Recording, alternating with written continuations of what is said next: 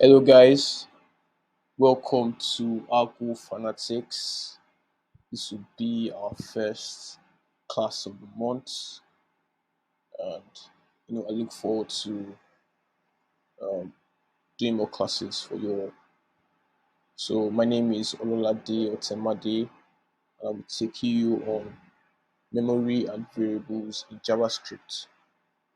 Right. So, without further delay, let's start. And I'm sorry for the background noise. You know how the countries at the moment. There's no power anywhere. So here you just have to bear with me with the gen noise. All right, thank you. So first of all, what is memory, right? What is memory management? So I'm sure you are aware of. Well, nobody's a novice here, and I believe everybody has some knowledge of programming. That's why you are part of this YouTube program. So Um, for memory management, you have low-level languages like C and C++, which require you to allocate and free up memory manually. Now, what do I mean by memory?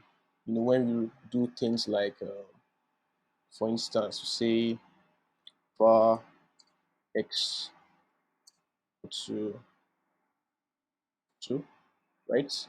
So this is stored in memory, right? This variable here and its value is stored in memory. you know.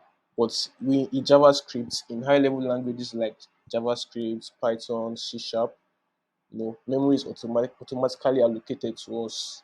It's allocated and it's freed up when they're no longer being used. Meanwhile, for low level languages like C and C++, they require you to allocate and fill up memory manually for them. All right, so for focusing on JavaScript, so I'll explain how memory works in JavaScript. Uh, so for JavaScript, we first have to take note of our data types. We have the primitive and the reference data types. Have something short already? Yes, awesome.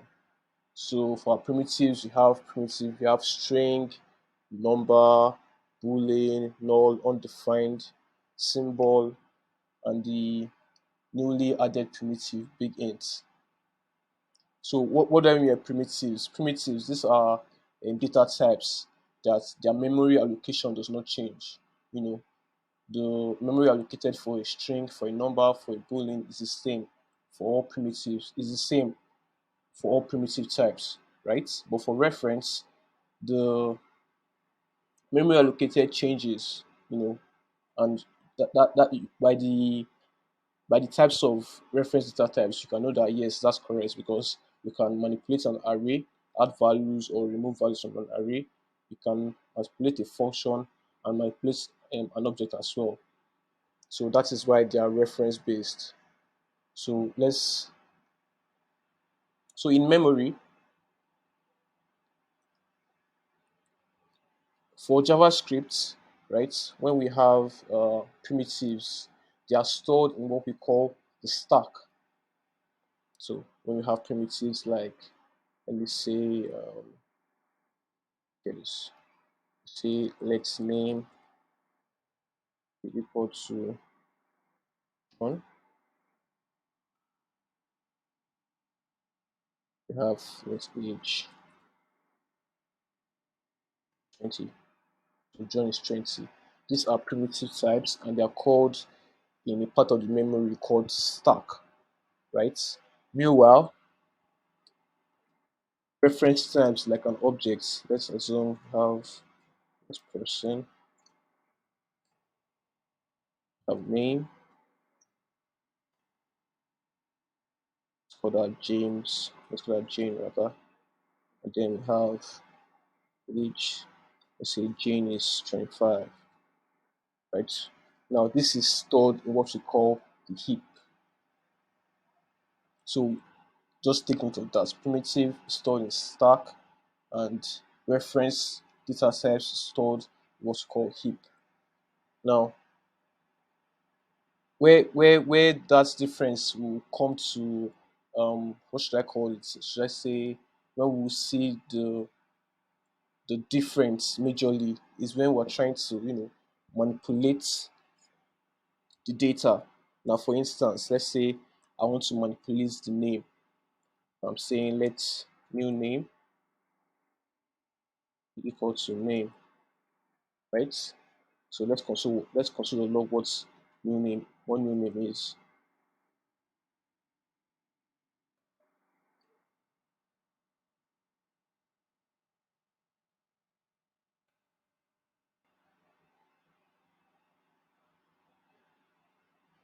As you can see, our new name is what? Is John. This is the console down here.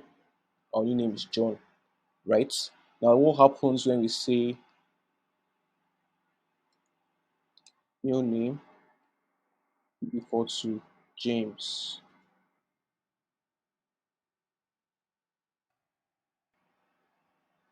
As you can see, the name has changed to James, right? I'll consider log the former name as well.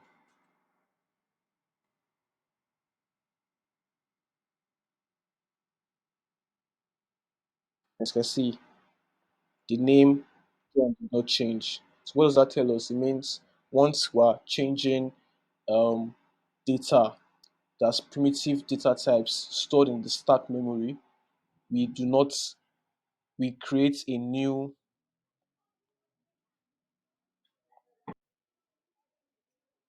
All right, so thank God you can see the gen noise has stopped. So I'm sure you'll be able to hear me clearly now. Yeah, so as I was saying, yes, when we try to change the data types, the primitive data types stored in stack, once you change that, it creates a new memory. It allocates a new memory to that new um, data type, to the updates, right? So as you can see, we have the name. You can remember we created the new name variable to have the value of name, which is John, right? And when we change the new name to James, it didn't affect the value of name, which is still John. Yeah. So now let's try that with an object, which is reference based, right? So we have our new person. Let's say let's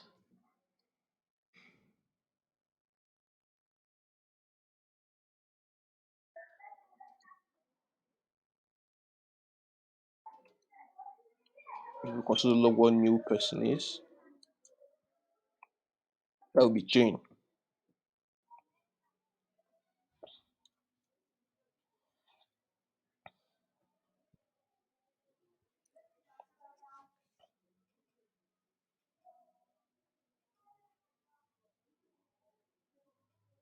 Sorry, my network is seems to be lagging. Okay, awesome. So run that again. I see that is Jane. So what happens if we try to change the name of Jane? So let's say new person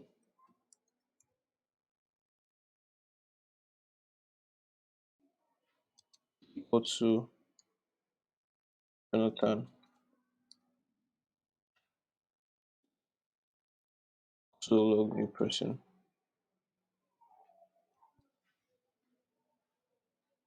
As you can see, the name has changed to Jonathan, right? So let's what happens when we try to construct a log person dot name. Remember before it was Jane. So let's see if it is still Jane or it has changed. So we try that now.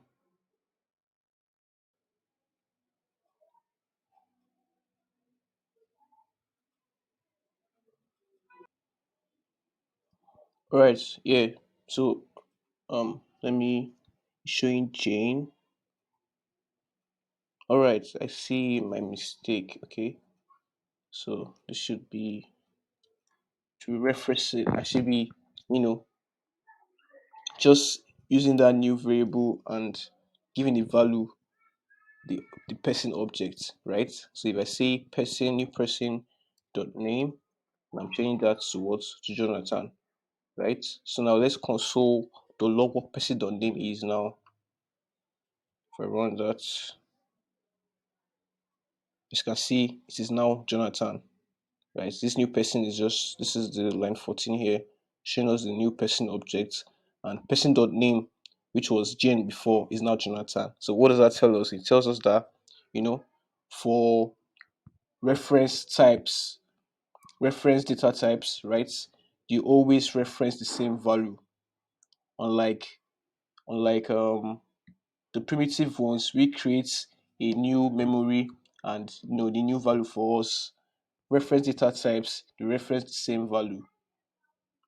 All right, so that's the major difference. That's what you should just take note of.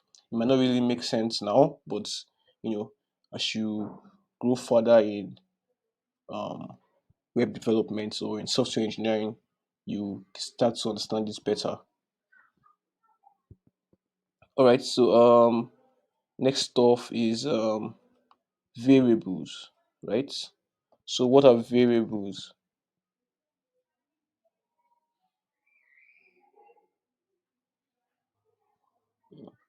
Yeah, so I was asking what are variables, right? So variables are simply names of storage locations.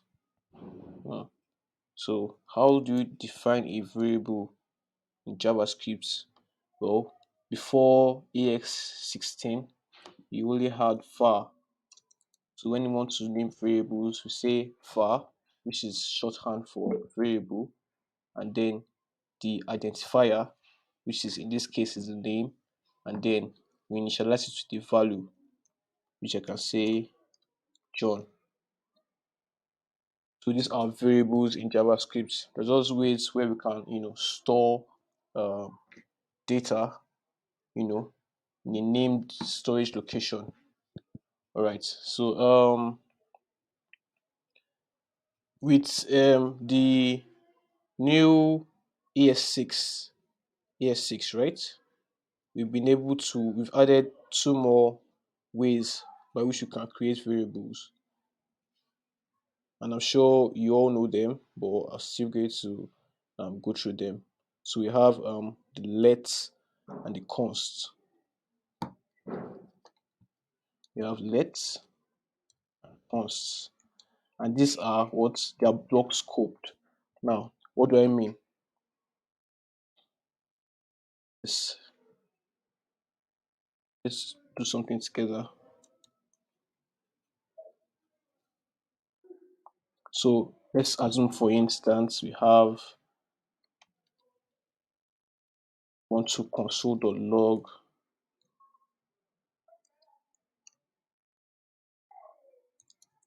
name, right? Let's see what happens. As you can see, I'm so sorry, I should have mentioned that earlier. So JavaScript is what you call single threaded, right? So that means it starts from the top down to the bottom, right? So when your compiler is reading your code, it starts reading from line 1 to line 2 to line 3 to line 4. I'm sure you all know that already, but I just feel I should mention that again. So what happens? We're trying to console.log, you know, a variable before we even declare or initialize it. So the thing about using var is that when you create, wait, let's just test it first.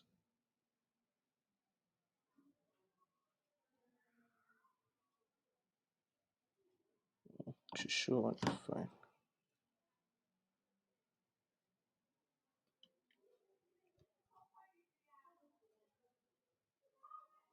Okay, so I was expecting to see undefined, but you know, let's try that again.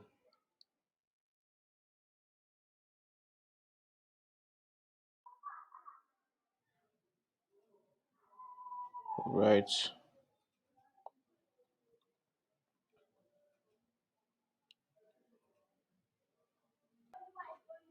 So yeah, sorry about, I actually paused because I was trying to debug um So I think using replit is not allowing me to show what I need to very well. So I'll be switching on to my local machine, right? Right. So I'll take you through it. We'll do it together.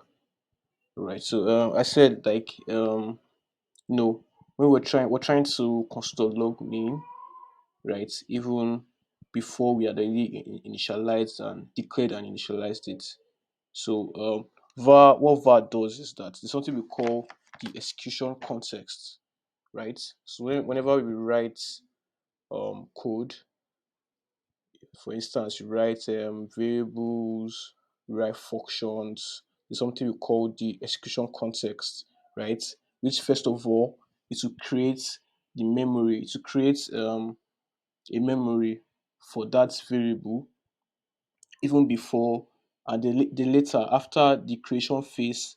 Okay, that let me say it like this: there are two phases to the execution context. We have the creation phase and then the execution phase. Now the creation phase will first do what? Will allocate a memory to that variable and store it as undefined, right?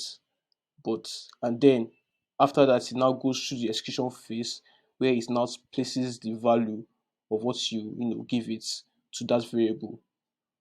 Now let's go through our debug tool together.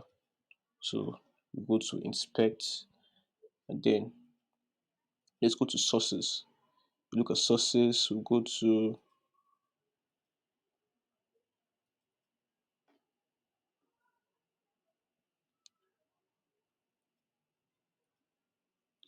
right, let me show you this. Okay, yeah, so my index to JS was not showing initially, but now it's showing again. Now as you can see, we have this is what we have on our code, right? So now let's look at it together. Set a breakpoint here and then I'll reload. So let's look at the global scope together. We look at the global scope. Let's expand it. I'll look for the name variable. Now, initially in the creation phase, the name variable will be set towards undefined. And then in the execution phase, we get the value assigned to it, right? So initially I was meant to see the undefined first, but I don't know, maybe the new version of my Chrome is not allowing me to see that part. But let's now do let and let's see what happens when we do let. So let's turn this to let. Let's see if we'll be able to, you know, we'll be able to see it. So I reload my page now. As you can see, we're even getting an error already saying cannot access name before initialization. Now let's set a breakpoint and then reload and let's see what happens in the global scope. Now you can see this is something we call it has this science fiction name. Once I remember, I'll let you guys know. But you can see now in the script, we are seeing that name. Now, remember I told you when we create a variable, we're going through the execution context and we're going through two phases, the creation phase and then the execution phase. Now we can access the creation phase here. Now that variable was created and space was allocated to it. You can see the name here. Even if it's telling us on this error here, even though we're getting this error here that you cannot access name before initialization, right? But even at that, we can still see the name on our global context, on our script context rather. That's why you can see here, you can see name is undefined, right? Let's see if we can find the name on the global context. Now you can see the name as LL. So this place we don't have access to it, right? So that's what let and const does for us. When you watch some maybe fundamentals to JavaScript, they tell you the var will be taken as priority. Var and functions are taken as priority and they'll be hoisted on top. Yes, so that's just like the general overview of what is happening. But deep down, this is what's actually happening, right? Once we use let and const, right, we cannot access it until we initialize the value. So it's stopped in this script context here, which is where we now initialize a value, right, that we can now access it. So now let me put my console.log down. Let's see what happens. So I'll remove the breakpoint and I'll reload my page. So now we can see we're not even getting any error from the beginning. So let's see what happens. Let's set the breakpoint, reload. We go to my script. You can see we have still have that name as undefined, right? But now, in our global context, we have the value being assigned. Yes.